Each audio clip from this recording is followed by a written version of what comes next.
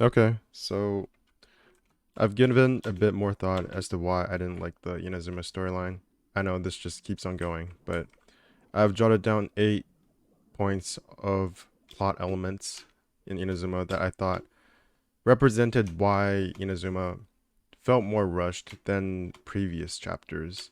It didn't have less chapters, it had 3 chapters, or 3 acts, just like every other previous chapter. Monchet had 3 chapters, Liu had 3 chapters. But Inazuma felt more rushed because it had more stuff going on, in my opinion, and it did not present those plot elements in a concise and conducive way to making you sympathize as well as feeling as though each of those plot elements were important. So just off the top of my head, going from these rough lists, this rough list of plot elements that I felt were could have been more developed or better represented, starting from the Raiden Shogun, which is the biggest one.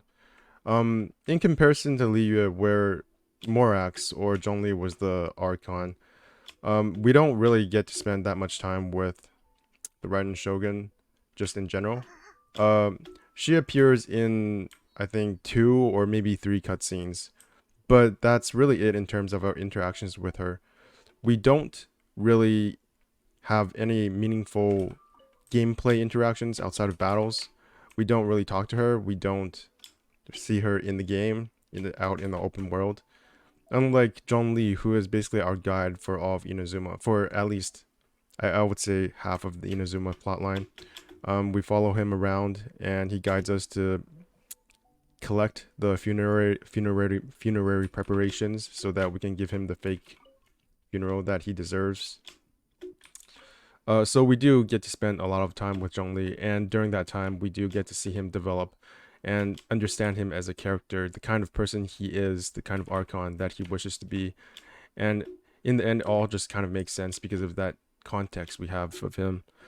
Um, in comparison, Raiden Raiden's motives are both more complex and more obscure than John Lee's, whereas John Lee um, had a very understandable narrative. He wanted to retire essentially and entrust Inazuma to the humans.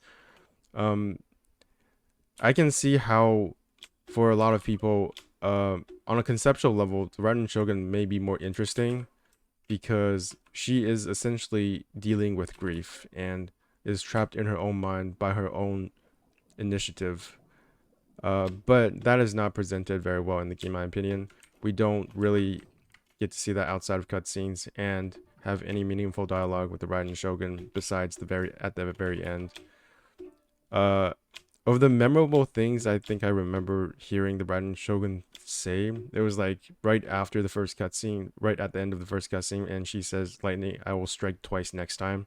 After she somehow fails to capture the traveler because she just chose not to like go chase after him, and just lets him escape.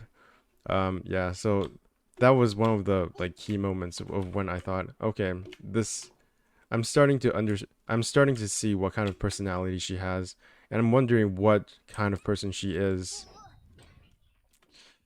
Um, so yeah, the Ren Shogun could have been developed a lot better in my opinion, given a lot more screen time, especially for how important she is to the plot. We kind of just hear about her from the people around her, which is not a bad thing, except that most of them don't really know anything about her either, except for Yai. Which leads me to my second point of contention in how Yai is presented as a character, which is that she is not really. She's kind of she is fan service, the character, and also the lore dump character. She is there to give you all the necessary info to have context for what's going on, which I didn't feel like was the case in Liyue. Zhong Li served that role, but she was also important as the Archon, whereas we don't really even know who Yae is. She says she's Raiden's familiar, but what does that mean? No idea. We know she's a fox because she says she is, but she doesn't have fox ears, so what's going on there? Does she just choose not to have fox ears because she doesn't want people to know she's a fox? Um, yeah. And then she is the main reason why the traveler succeeds. She saves the traveler from Scaramouche. Okay, I'll get to Scaramouche in a moment, but let's focus on Yae. So she saves not only the traveler from Scaramouche, but she is also the person who trains the traveler to defeat the Raiden Shogun. And in the end, she appears before the traveler and gives him the willpower through the statue, uh, the power to defeat the Raiden Shogun when it appeared that he could not do it. So, at three times of the most crucial moments in the story, she essentially causes those moments to happen. She is the reason why the traveler succeeded. There's it's so weird that of all the plot elements, it was only in the last act that the most crucial element, Yae, really showed her face. And I think that's one of the problems with the Inazuma storyline in general, is that things are just introduced and not really given the proper context. We know about Yae from the first act, at least I think we do. And we do meet her in one of the quest lines, but it's very short and we don't really interact with her in any meaningful way, much like Raiden. So our and even our motive of saving the Raiden Shogun is seen through Yae's perspective. That is, we want to save Raiden because she is portrayed as a fundamentally good person, or at least one that is desirable of saving, since she has a friend in Yae, and Yae wants to save Raiden. Um, so yeah, her main purpose in the story is to be a lore dump and a Deus Ex Machina, so that the traveler can win. In that perspective, she's much like Ningguang, except Ningguang, we do get to see a bit of her in the story. We get to see her in the Jade Chamber, and she does sacrifice the Jade Chamber in the end to save us from Ozayo, which I thought was a better way of doing it because there is an element of sacrifice involved in the story, and it's not just a Deus Ex Machina. There is something lost, even if that something could be rebuilt. In Ya's case, I'm not sure what she lost. She saved Brian. She achieved her objective. Um, and that's pretty much all there is to her. And Yai also introduces us, tells us really, or tells us exactly what Scaramouche is. That is the puppet, the prototype puppet that A created. Or Bao. I'm not really sure. It's I can't remember. I'm sure she said whether she was A's puppet or Bao's, but I'm sure it was pretty much A. But Scaramouche is the third problem I have with the Inazuma storyline. That is, he was portrayed as the primary antagonist or the last antagonist of the Inazuma story arc. He is the last thing we see in the teaser trailer, but that was kind of a red herring or a fake out. We see him in the middle of the third act, and he only appears in one cutscene. We don't get to fight him. We don't get to interact with him in any meaningful way either, and that's going to be a key theme of what I find so troubling about the Inazuma's storyline. So yeah, he gets an evil laugh. He tells us that he's essentially the one behind it all. He's head of the creation of the delusions, and he beats the traveler through making him angry, I think, and through the corruption of, I think it's Orobashi in the room. Uh, he basically makes the traveler blackout, and again, Yai saves him. And she does this by giving him the gnosis, which I thought was kind of I was not offended by this twist. I thought it was actually very appropriate because uh we never really get to hear about the gnosis, and I thought it was cool how it didn't really play that big of a role in the storyline because we expected it to. Yet at the same time it didn't. So I can see how some people might have a problem with that, but personally I was not too offended with that twist.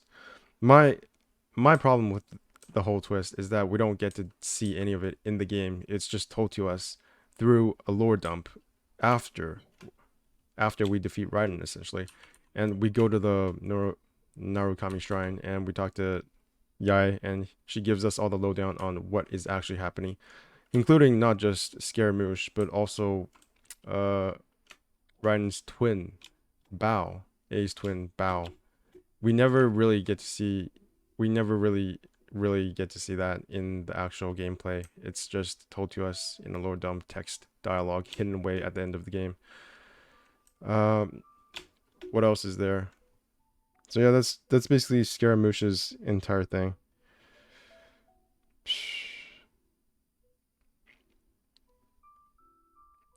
What's troubling too is that not only even though Yai serves as a lore dump, she doesn't really explain who Signora is, and Signora is my fourth problem with Inazuma. She is the main antagonist. She is the main Fatui antagonist, not Scaramouche, because we actually get to fight Signora. And she is barely hinted at all throughout story, the entire story arc. We get hints of her in the Rito escape plan or in the Rito Island arc. But aside from maybe one or two text lines about a proud woman who talks to the Raiden Shogun, we really know nothing else about Signora. She's just a proud, kind of a vain bitch. I'm not a Signora simp, so I wasn't too offended. I didn't have a context for who Signora was beyond what was introduced to us in the game. But even I thought that was kind of cop out or badly handled plot element. From all the spoilers I was reading or all the lore theorizing about Signora and her role in the story, I thought she would have a much bigger role. And even just from what we were introduced in the story, I thought she would have a bigger role as well. But no, she appears in one cutscene and she fights us and we defeat her and she dies. That's that's her entire role in the story. She has no context. There's no context to fight. She took Venti's Gnosis, and we should hate her for that. That's what Mihoyo is telling us. I know there's an artifact set. I think it's called Pale Flame that has a potential backstory for her, but in my opinion, that's just completely wasted. There's nothing going on with Signora. Yeah. It's not like Child. Child was her equivalent in Li Yue, and we got to know Child not only through the entire quest line, because he's the entire way he throughout the entire Inazuma storyline, she is present. He is present. Um, and he very clearly tells us that he knows Signora, and then we know he's a harbinger. So we have a contextualized background with and a relationship with Child that we didn't have with Signora. We just have no interaction with Signora at all, and that's a shame. The same thing can be said about Goro, which is Kuching's equivalent in my opinion. It's either Goro or Kokomi, but I think it's more likely Goro because Goro is the helper of he's the aide of Kokomi, and he is kind of like the dragon of the leader. We don't see Goro do anything. For Kuching, we had one quest line with her, and I think it was her character story. I'm not sure, but we did spend some time with Kuching, and that fleshed her out a tiny bit.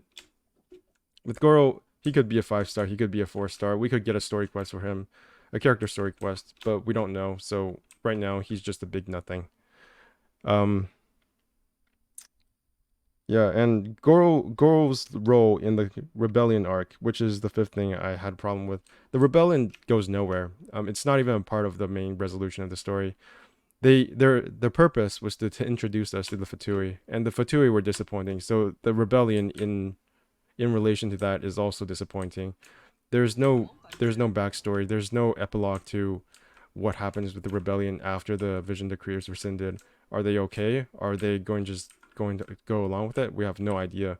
We see Kokomi praying in a shrine, assumably to Orobashi after the story ends, in the epilogue cinematic. But that's all there is to it. There's not much more in what they're doing. Of course, Kokomi still has her story quest that we have to look forward to in assumably the next patch or the mid patch of this 2.1 patch. So maybe there's something going on there. But right now, it's a big nothing. We spend one part of the act there, one part of the chapter there, and doing some meaning kind of like a nothing quest. We defeat some bandits and we see Tepe grow old, and that's it. They really have no role in the resolution of the conflict. They're just there. Another thing that didn't get really any attention was Syria Island. I did not go there the entire way throughout the Archon quest. It was completely irrelevant. Not once did I go there. Did I have to go there to finish the story? Entire island is just wasted. Like, it's entirely optional. You can go there if you want. If you don't, it's fine. What is Syria Island for the story? For in the story? Maybe it'll be there for a future story quest. Oh, holy shit. I just noticed that your footprints appear in the sand. That's amazing. Anyways, yeah, Syria Island completely wasted. Kazuha and the statue are also wasted plot elements. Kazuha um activates his dead friend's vision, and he gets the dual wield visions. He has both he could activate both the lightning vision as well as a Nemo vision. What does that mean for the story? We have no idea. He just puts his vision at his friend's grave in the ending cinematic. So, what is the significance of a double vision? Shouldn't that be a big deal? No idea. Then Kazuha's friend, and Tepe, they're still dead. But, you know, it's all fine. So yeah, those are the 8 plot elements that I thought were badly done. It's not really even 8, it's more like almost all of the story elements. Maybe I'll do a vid on the stuff I did like in Inazuma. Primarily in the first act, we got to see the visionless people. I thought that was really cool because we now see the consequence of having a vision taken away from you, and that has consequences to what visions actually are. In comparison, in the end of the Inazuma story arc, we get to see somebody wield 2 visions, and we don't really know why he can do that, or why Raiden was putting these visions in a statue.